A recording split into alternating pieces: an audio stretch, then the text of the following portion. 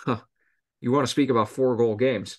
We have the Edmonton Oilers and the Vegas Golden Knights, where this is insane. And I don't know if this has ever been done before, and we may never see this again.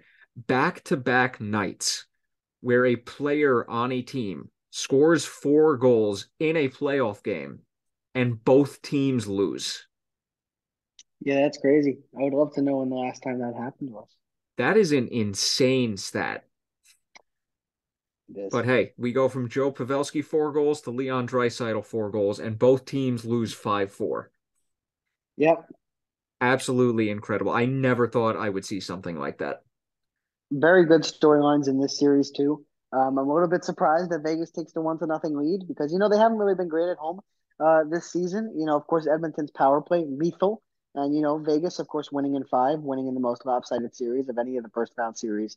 They were not too good on the penalty kill, so that's when I was a little bit worried about how they were going to be able to control Edmonton on man advantage, and of course, Draisaitl taking advantage a couple of times on the power play in game number one, but also Jack Eichel and Connor McDavid against one another in the 2015 draft class in the one versus two first playoff series against one another. Eichel seals the game, right? Did he score an empty net winner? Yes, I he believe did. he stripped McDavid and then scored the empty net winner in the defensive zone.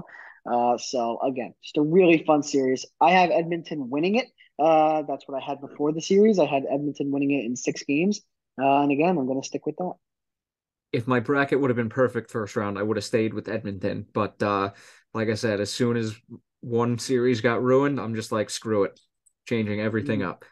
So I think I went with Vegas. I think I had them in six. It may have been five. I don't remember, to be perfectly honest with you, the exact number, but I did have Vegas because I looked at they dismantled the Jets had a weakness to prey on. The the Knights dismantled it. And honestly, I still like the Vegas team better on paper. And how much trust do I have in both teams' goalie situations?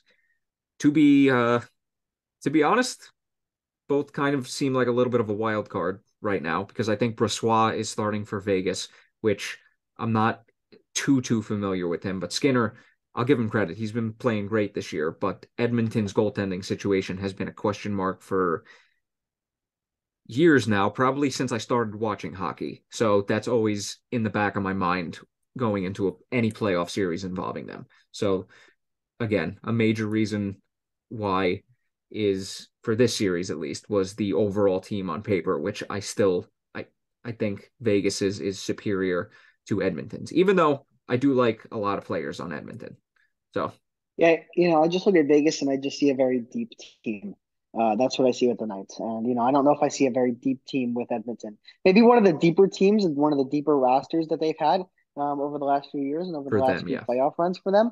But again, also looking at the goaltending, like you mentioned, I like Stuart Skinner more than I like Laurent Brossoit. Again, career backups can have their runs in the postseason. It happens. But I just Brossoit listed certainly two looked off really earlier. good. You did certainly looks really good in Winnipeg in the first round for the Knights. And, it's going to become a goaltending question if the Knights be able to get to if they struggle against the Oilers, because the Oilers are going to be able to put up a lot of goals.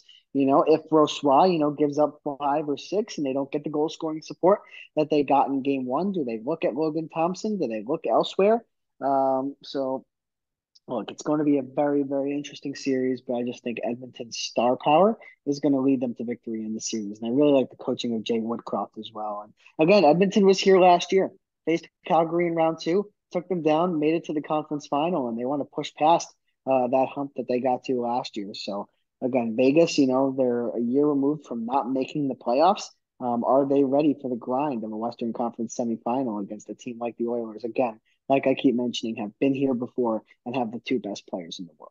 Yeah, it's incredible last year how Edmonton went from dismantling Calgary to just getting annihilated by Colorado. That was fascinating. Yep.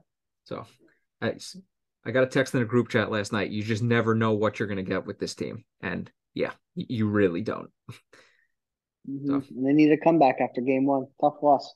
yes. So you had Edmonton in six, I did. and I had Vegas in six. All right. Differentiating. I like it. I like it.